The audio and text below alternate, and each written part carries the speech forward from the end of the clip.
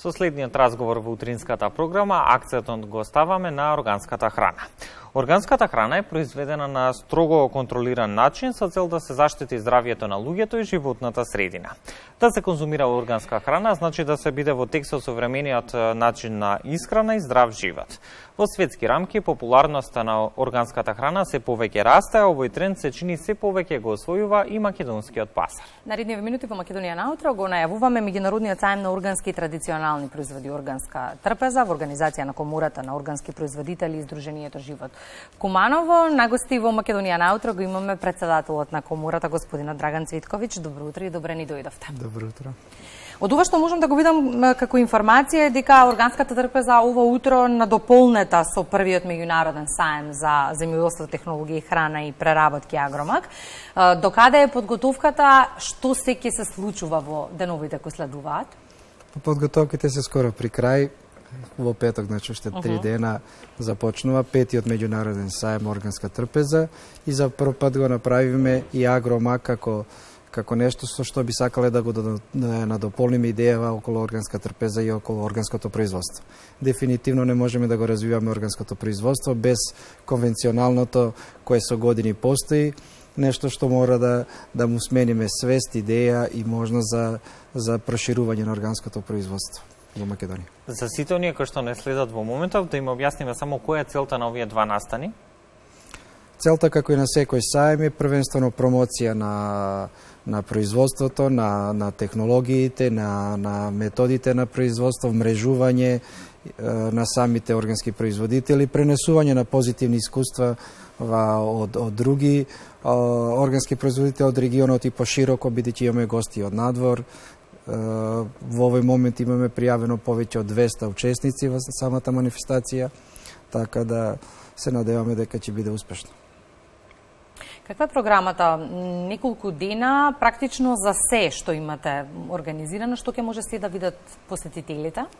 Видите, ние правиме напори со години да биде тоа повеќе демен настан. Добра. Во Македонија од 2018 година прв пат кога го направиме органска трпеза и првиот сајм кога го направиме после затварање на официјалниот Скопски сајм, кај што постоја сајмски манифестации. Вакви организации повеќе беа од типот на манифестации, локални манифестации кои траја по неколку часа и ние сакаме да заживе овој сајм, да потрае повеќе време за да има повеќе компоненти. Оваа година е 3 дена, значи од 39 до 2.10. Со тоа што самата содржина има повеќе компоненти. Нормално првата е изложбено-продажниот дел кај што ќе се излагат самите фирми како штандови. Вториот дел е едукативниот дел кај што во оваа година нашите два факултета, Земјоделскиот факултет од Скопје и Штип, во соработка со Земјоделскиот факултет од Нови Сад, Белград и Биелина, професорите ќе имаат работилници, панел дискусии, форуми, тредневно на различни теми кои ни засегат регионот. Имаме еден дел кај што даваме можност на малите општини кај што немат фирми, организации, озбилни кои можат сами да настапат, да им дадеме да по малите општини изорганизираат и си ја представат својата општина. Меѓутоа не само како потенцијал или можност на органското или на здравите производи, него и самата култура која имат од тој крај. Така да тоа е третата компонента и еден малку така поведор дел кај што ќе имаме одредени надпревари, например, надпревар во брзо јадење на луд суџук. Имаме тоа ќе биде интересно да се имаме еден надпревар со Шаховската федерација на Македонија, договорен биќе ни доаѓат официјално Министерство за земјоделие од Црна Гора, од Република Српска, од Србија и нашите соработници и ние фирмите од таму ќе имаме еден надпревар на уличен шах, малку во склопот на сајмот, да има малку така различни и содржини, малку динамика да му се даде, одлично. Да, и дефинитивно сите учесници во сајмот ќе бидат соодветно анимирани. Она што претходно го видовме беше атмосферата од минатогодишното издание на сајмот, четврта поред кое што се одржа лани. Споминавте покрај оној изложбен дел на кој што ќе се представат производителите на органски производи, но и трговците на сајмиве. Овие два сајми ќе бидат одлична можност да се промовираат и активностите како на владините, така и на невладините здруженија, приватниот сектор од сите оние земји кои што впрочем учествуваат годинава на сајмот. Колку е тоа значаен сегмент? Видите,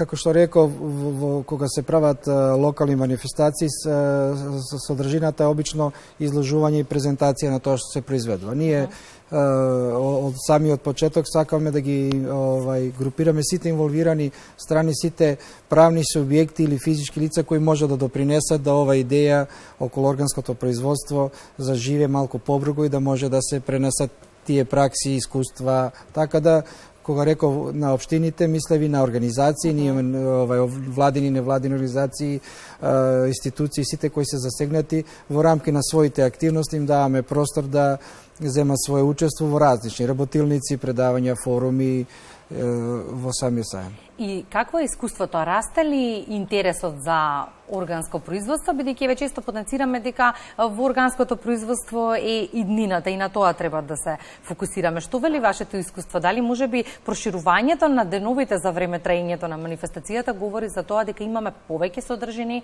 повеќе изложувачи, поголем интерес? Секако, значи еве пета година ние 2018 година почнаме, првата манифестација беше повише од, ајде да кажам, истражувачки карактер, да видиме желбата на луѓето, да видиме потенцијалот, да видиме кај се наоѓаме. Прва година бевме изненадени, бидејќи планираме да, како и сега што се прават некои манифестации со 10 на 15 правни субјекти, меѓутоа и беше замислено да бидат се во Ристокот, бидејќи таму и почнеме прв пат.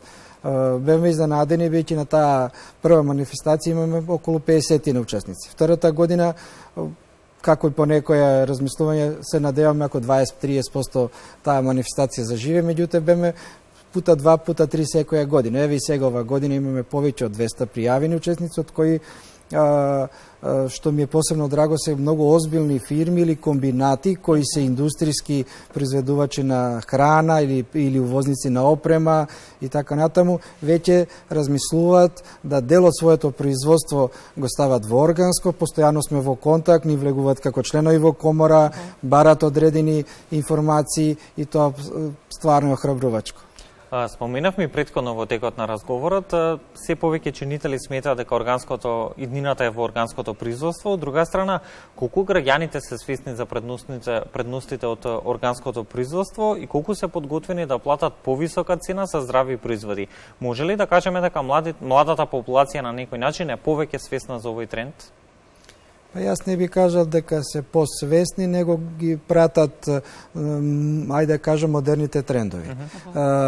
Прво, свеста е огромна, бидејќи ние не сме некоја голема индустријска земја која на времето произведувала многу храна.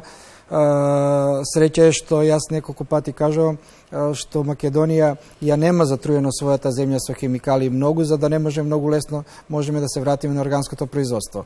И по старата генерација е свесна, меѓутоа комерцијалистите или продажбата во текот на годините си го направи своето. На некој начин во одреден период се створи свест во Македонија дека органското е многу скапо. Точно дека е многу поскапо да се произведе, точно дека многу повеќе труд, љубов треба, меѓутоа ние во просек, гледајќи ги цените, ние не сме толку многу поскапи органските производители во однос на конвенционалните производи на пазарот и работиме на таа тема задниве 3 години. Така да успееме да на обичниот потрошач му помогнеме да свати дека тоа не е нешто страшно скапо, е достапно за секој, нормално во нормални количини, а младите нормално, бидејќи на нив делуваат и маркетингот и од продажбите, така да тоа е тоа. Споминавте интересот за органопроизводство расте и сега имаме и изложувачи од странство. Ако го тргнеме настрана обемот на органското производство во Македонија, можеме ли во однос на квалитетот да се носиме рамо до рамо со странските производители? Сигурно, ние органските производители нормално ги почитуваме сите светски или европски стандарди за органско производство и тука како што рековте, рамо до рамо можеме да се носиме со сите светски производители. Меѓутоа проблемот што ние имаме многу мали количини површини на земја.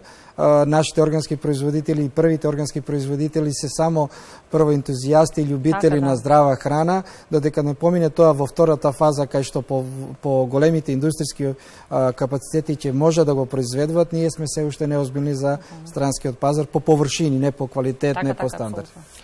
Споменавте малите количини се проблем. Кои се оние останати предизвици со кои што се соочуваат производителите на органски производи во земјава и во кои сегменти се потребни дополнителни вложувања? И дали актуелната економска криза ќе влијае на органопроизводителите? Сигурно како и на се друго, меѓутоа предизвиците се скоро исти како и на конвенционалните производители. Нормално дека сите во секторот барат на нив многу повише да им се обрне внимание и сите велат државата да ни помогне, ова институција да ни помогне.